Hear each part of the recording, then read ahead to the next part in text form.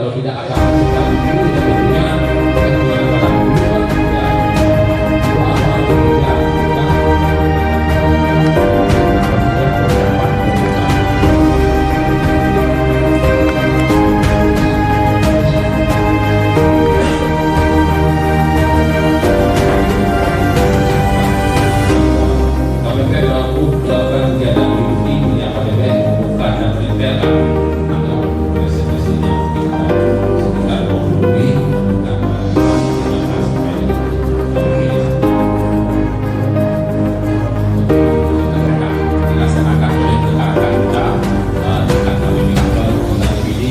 yang sudah hadir di tidak sah.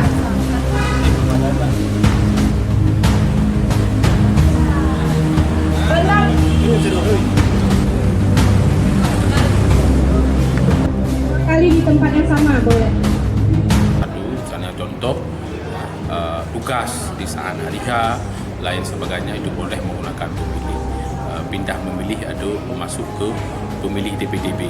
Tapi dengan catatan ya pemilih DPDB tersebut tidak semua surat suara dapat.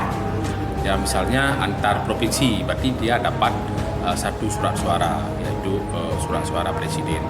Kalau dia memindah memilih berbeda dapil dalam provinsi berbeda dapil DPR RI, dia mendapatkan hak suara dua ya presiden dan DPD.